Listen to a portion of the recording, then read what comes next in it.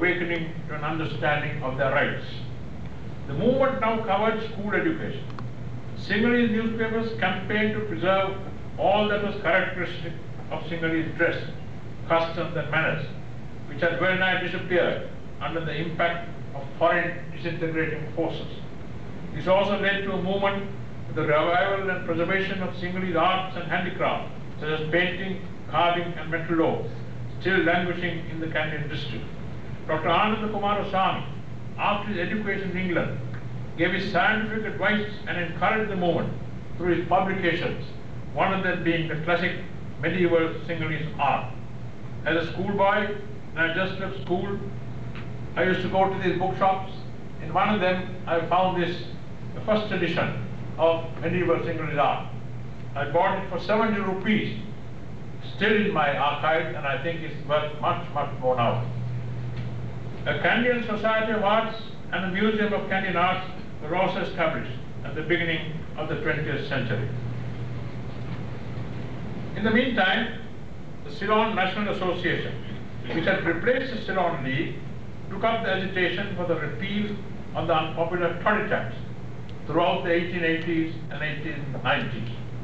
This association, with branches throughout the island, agitated for more employment of Sinhalese in the public sector. In both these campaigns, they were successful. While the movement for religious and cultural renaissance proceeded without a halt, for there was nothing the British government could do to stop it, except wash their hands off any control of Buddhist temporalities and the Dalada, Maligawa and the Perhera. They of course continued their divide and rule policy and favored in appointments, honors and lagis, only those loyal to them, especially if they were non-Buddhists. At the beginning of the 20th century, many Ceylonese associations were formed: the Low Country Products Association, the Jaffna Association, the Ceylon National Association and the Ceylon Reform League. They had diverse objectives: agricultural, social and political. The political part was to prepare and send memoranda to the Governor and the Secretary of State for the colonies, asking for more members to be added to the Legislative Council and by election.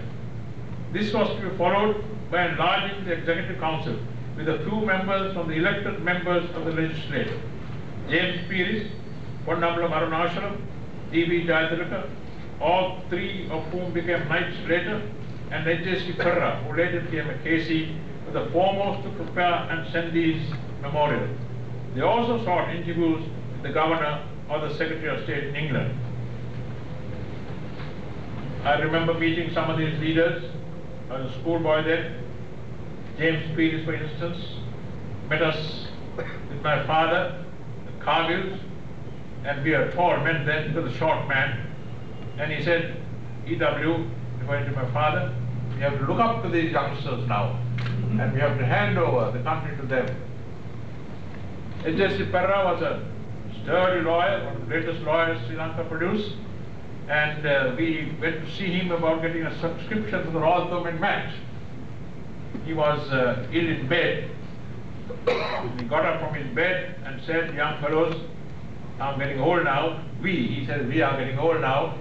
But anyway, I'll give you a contribution. And he didn't give us a contribution. We were not very interested in politics then.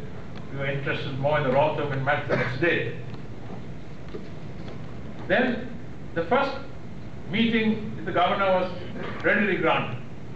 Few results. And the second meant our leaders had to go to England and stay weeks, sometimes months, before they could meet the Secretary of State for the colonies. One of the chief associations active in this campaign was the Ceylon National Association, which started as the Ceylon Agricultural Association, formed by the great philanthropist Charles Soida in the 1870s.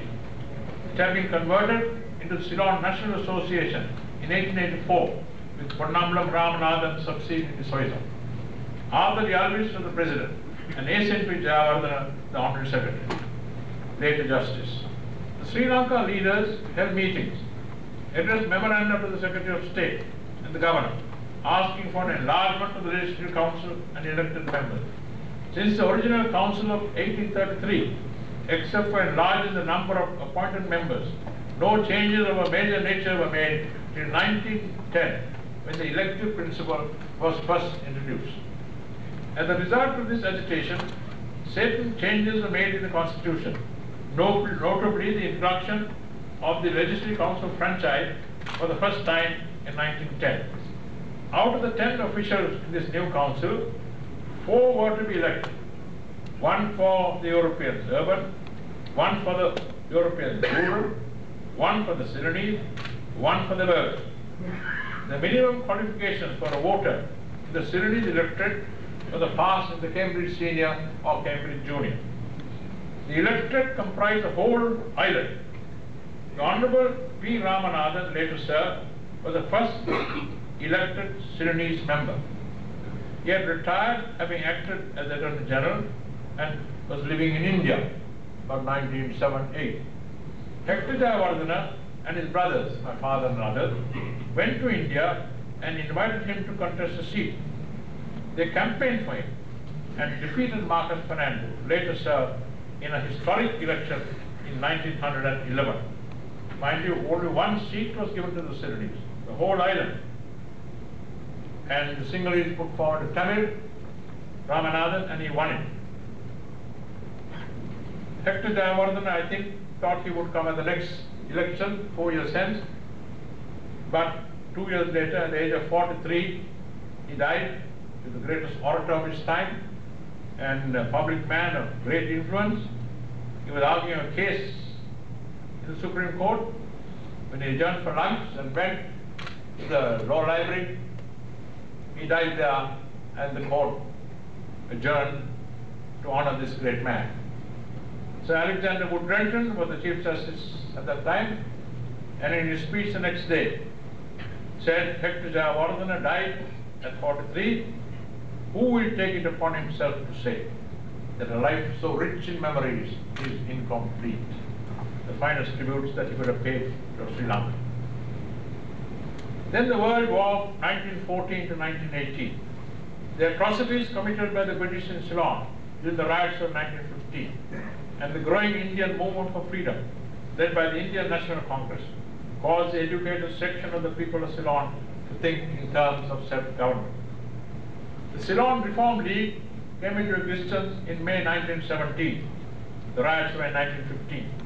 With Sir Ponnambalam Arunachalam as leader, the sole object of securing political reform. The Ceylon National Congress, before that the conference, was more representative than the others.